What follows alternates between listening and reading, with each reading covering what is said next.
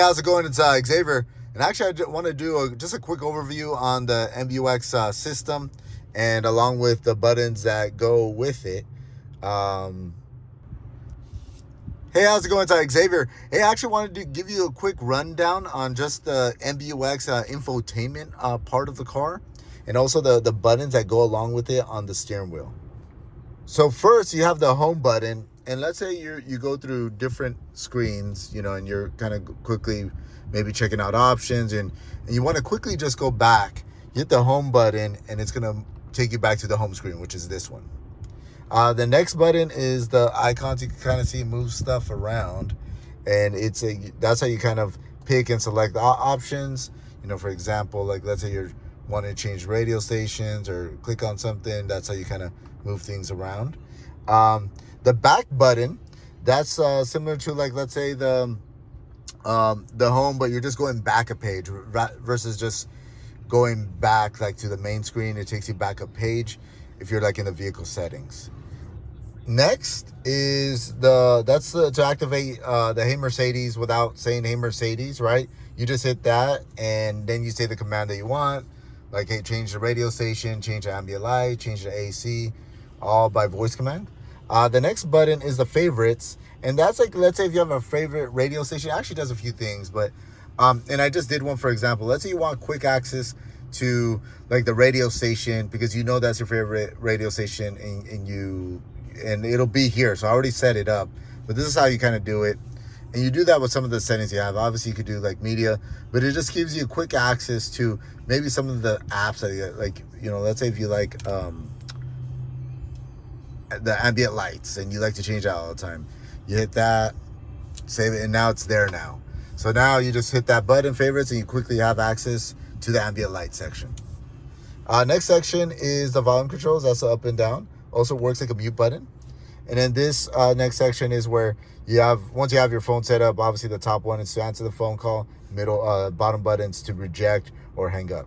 So this one's the main screen, right? And if you notice here, first I'll touch on the AC. So you have the controls. It's all touchscreen by here. Same as the traditional buttons. Here's what changes the temperature. Right now it's set up on low. You hit that, and then the one on the right-hand side does the fan. So with Mercedes, you have level 1, which is the lowest, level 7, which is the highest. So I'm going to go ahead and adjust it back down. And you could also do a voice command. You just say, hey, MB, right? And then change the temperature 62 degrees or have level speed 7, and it'll put it at 7. Same thing, the passenger. So you got dual climate control, so the passenger can set the temperature to what they want, right? And then here, if you want more information regarding the climate, like where you could change the vents, that's where you would go. And the sync button will change. Let's say if it's just you in the car and there was a passenger and it's at 70 degrees, it'll change it back to the driver temperature. But that's where you go to change the options. So that's just a brief overview of the AC.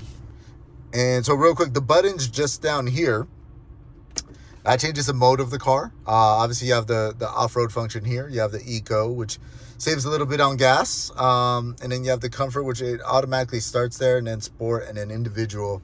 And that's where you could change like whether you want sporty steering but a comfortable ride. You can kind of pick and choose those features. Next one's the camera. That turns it on, and then you have a nice 360 camera, right? That hits that button, right?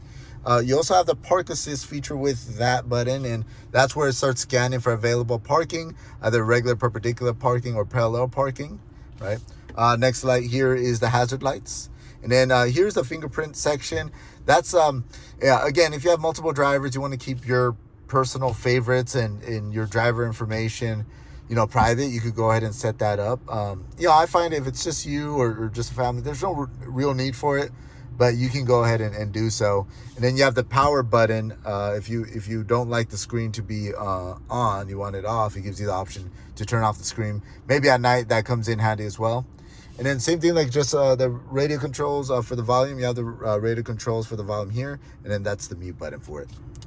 Hey, so just a few quick, buttons on there.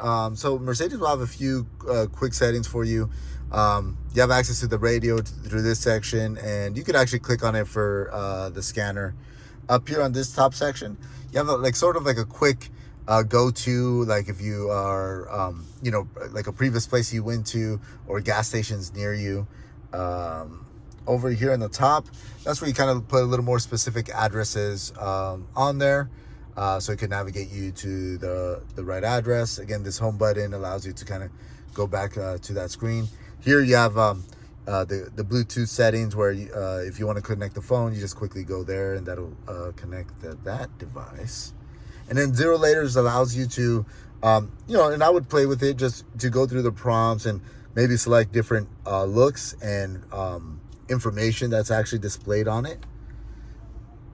And if you have any questions on that, let me know.